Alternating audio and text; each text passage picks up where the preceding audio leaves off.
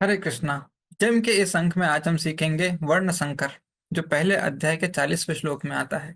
इसे जानने के लिए हमें समझना होगा कि मनुष्य जीवन का लक्ष्य क्या है। शास्त्र कहते हैं अथा तो ब्रह्म जिज्ञासा। ये मनुष्य जीवन भगवत प्राप्ति के लिए बना है और इसके लिए अनिवार्य है आत्मशुद्धि, जिसका अर्थ है भौतिक कल्मशों से मुक्त होना और आध्यात्मिक मार्ग पर अग्रसर होना। आत्मशुद्धि के लिए वैदिक शास्त्रों में कुछ विधि विधान बताए गए हैं, कुछ नियम कानून बताए गए हैं, जिन्हें जीवन के अलग अलग चरणों में हमें पालन करना होता है, और ये कहलाते हैं संस्कार, जो 10 होते हैं और ये 10 विध संस्कार कहे जाते हैं। जीवन काल में शुद्ध होने के लिए अलग अलग आयु में, अलग अलग चरणों में हमें इन संस्कारों का पालन करना होता है। इतना ही नहीं, मृत्यु के उपरांत भी शुद्धि को ध्यान में रखा जाता है और मरने के बाद भी शुद्धि के लिए अंतिम संस्कार किया जाता है। इसी तरह जन्म होने से पहले जो आने वाली आत्मा है, उसकी शुद्धि को ध्यान में रखते हुए गर्भाधान संस्कार किया जाता है, ताकि जो आत्मा आ रही है वो पवित्र हो और इस परिवार के लिए सहायक बने। हम जानते हैं कि पुरुष और स्त्री का संबंध से संतान उत्पत्ति होती है। एक आत्मा पुरुष के भीतर प्रवेश करती है और फिर पुरुष के माध्यम से स्त्री के गर्भ में आश्रय लेती है। लेकिन ये कोई नहीं जानता कि वो आत्मा कितनी पुण्यशाली है या कितनी पापी।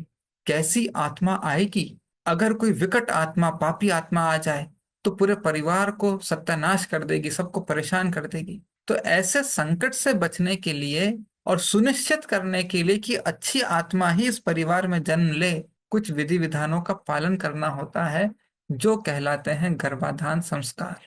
ये गर्भाधान संस्कार पुरुष और स्त्री के संबंध से पहले किया जाना चाहिए, गर्भ धारण करने के पहले किया जाना चाहिए, जिसमें इन विधि विधानों का पालन, भगवान विष्णु की उपासना और प्रार्थना की जाती है, ताकि भगवान अपनी कृपा से एक उत्तम सदाचारी आत्मा भेजे, जो उस कुल में सदाचारी संतान के रूप में पैदा हो, जो धर्मपरायण हो, आध्यात्मिक उन्नति के लिए अग्रसर हो, परिवार, समाज, मानवता के कल्याण के लिए कार्य करे। ऐसी संतान प्राप्ति के लिए गर्भाधान संस्कार किया जाता है।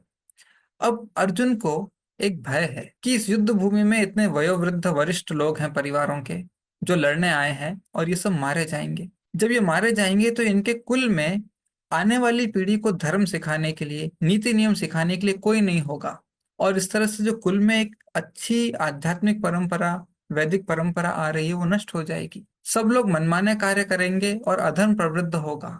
जो भटक रहे हैं उन्हें रास्ता दिखाने वाला कोई नहीं होगा। इस तरह से अधर्म फैलेगा। अधर्म प्रवृद्ध होने से सबसे बड़ा दुष्प्रभाव कुल की स्त्रियों के ऊपर होगा, क्योंकि स्त्रियों को संरक्षण देने के लिए कोई नहीं रहेगा, और स्त्रियां बहुत कोमल हृदय की होती हैं, जल्दी से कुसंगति में फंस सकती हैं या पदभ्रष्ट हो सकती हैं, और पदभ्रष्ट होने से वो गलत व्यक्तियों के साथ संबंध स्थापित कर सकती हैं, जिससे अवांछित संतानें पैदा होंगी।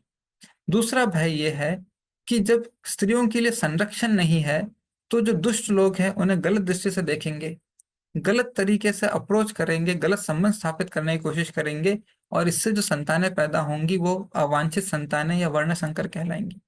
वर्ण संकर का अर्थ होता है बिना वैदिक विधि विधानों के, बिना गर्भाधान संस्कार किए जो संतान उत्पन्न होती है, उसे कहा जाता है वर्ण संकर, और ये हमेशा कष्टदायक होती है, अधर्मी होती है। अब अर्जुन संकट बताते हैं कि ऐसी संतानें अगर पैदा होंगी तो सबका जीवन नारकीय बना देंगी। जिस परिवार में पैदा होंगी, अपने दुष्ट स्वभाव से अपने परिजनों को त्रस्त कर देंगी। परिवार वाले भी त्रस्त होके बोलेंगे, कितना नालायक बच्चा पैदा हुआ है, इसने हमारा जीवन दुष्कर कर दिया है।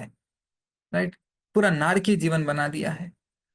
जो कुल में पितृ हैं, जिनका पिंडदान होकर उन्हें, उनका उद्धार होना चाहिए था। वर्ण संकर प्रजाति जो है वो कभी भी धार्मिक नहीं होते, पिंडदान नहीं करते। जो कुल के पुरखे हैं वो नरक में यातना भुगतते रहते हैं, उनका जीवन भी नारकीय हो जाता है। फिर जो समाज के कल्याण कार्य है, ये उनको रोक देते हैं। समाज में जो व्यवस्था फैली है उसको अस्त व्यस्त कर देते हैं, पूरा अव्यवस्था कर देते हैं, सबका जीवन दुष्कर कर देते हैं। अर्जुन ने ये सब चीजें सीखी, सोची, तो उन्होंने बोला कि इस युद्ध को रोकिए कृष्ण, और इन सबको घर जाने दीजिए ताकि अपने कुलों को संभाल सके। भगवान कृष्ण ने अर्जुन के इस वर्ण संकर की चिंता का निराकरण कैसे किया, हमें कमेंट में जरूर बताइएगा, और गीता इजी मीनिंग के अन्य शब्दों के लिए हमारे साथ जुड़े रहिएगा। धन्यवाद। हरे कृष्णा।